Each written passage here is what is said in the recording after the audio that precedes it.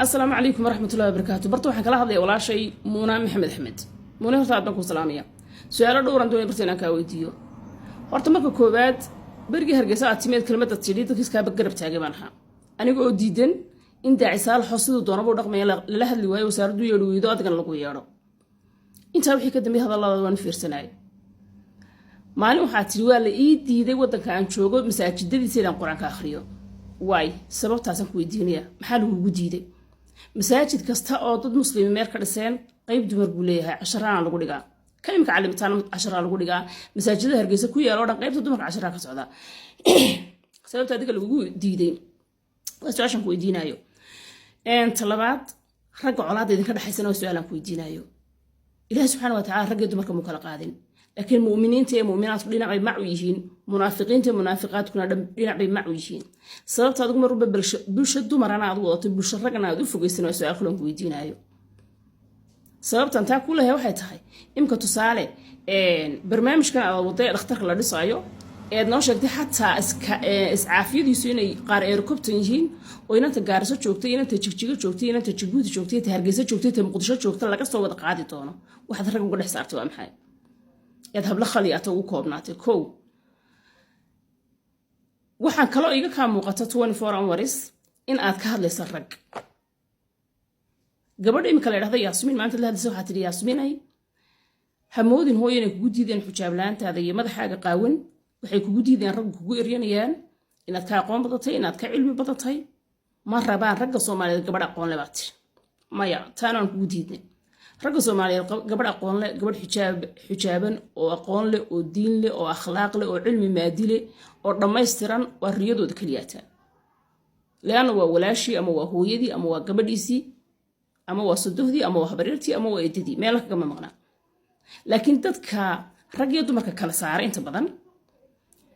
ayaa adeegsada markaas ragga Soomaaliyeed gabadh noocaas ma jecla ragga Soomaaliyeed gabadh noocaas ma jecla dadka inaad ka mid tahayna malayn maayo xaasha kale laakiin adiga colaadan ragga ku gashay waa maxay baan ku leeyahay inaad ii soo cadeyso runtii aad u jecelahay dadka familiesiga la yiraahdo ee ragga Soomaaliyeed ama ragga muslimiinta duulimaadka ku gaar ahaan kuwa Soomaaliyeed xaasha kale inaad ka mid tahay ma fila kuuma daraayo laakiin sababta adigana kala dhaxaysa ragga ee bulshada dumarna u wato bulshada ragana mar walba u fogeynayso ayaguna sidoo kale ay ku fogeeyeen u tiri masaajidadu way ii diideen waa maxay sababta ay sheeg haddaan u soo noqdo clip kan imkaan soo qaatay sawirkiisa ee u dambeeyay oo eesay runtii waxaan ka cudur daarnay horta clipkii ma soo wada dhageysaneen mana og waxa ka oohiyay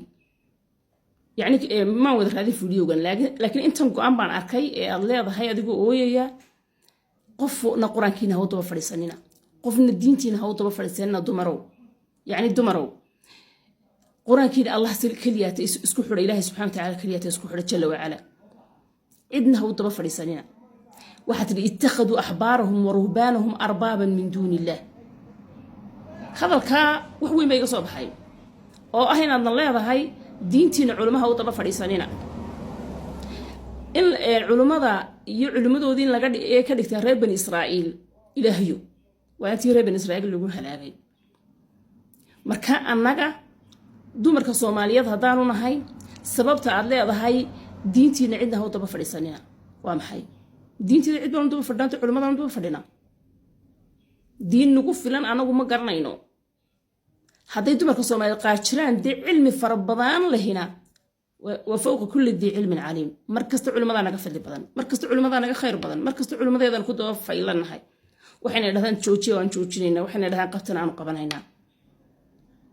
ilaahay baa idin fasalu ahla dhikri in kuntum la ta'lamun marka halkan clipkana maanta wuxuu ii damqay kuwii hore kama soo hadlina kan maanta muunay aan uga soo hadlay waxa weeyaan meel waxaad gaadhay aan hore loo gaadhin meelaan hore u gaadhin baad gaadhay oo ah culimada waxba ka dhageysana waan arkay clip hore leedahay wayba dumar oo rag daba socotaan idinku xisu diin weydeen idinku dumar oo isugu qanacsanaan weydeen isugu kalsoonaan weydeen kana ka sii xeel dheer aad tidhi quraanka cidna daba fadhiisanayo yani cidna waxba ka qaadan maayo ilaahay subhanahu wa ta'ala isku xidha ittakhadu ahbaarahum wa ruhbaanahum arbaaban min duuni Allah waxaad noo sheegtaa sheekh quraatoo laga dhigtay ilaah oo la caabuday culimada in laga dambeeyo warasatul anbiya weyn culimaduna waa min ad-diin anigu daacibana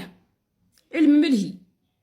وعلم أقوانيض ميل شيرتونا علماء الله بربر عرّ كرامله لكن داعبان هو كلمة عن مقله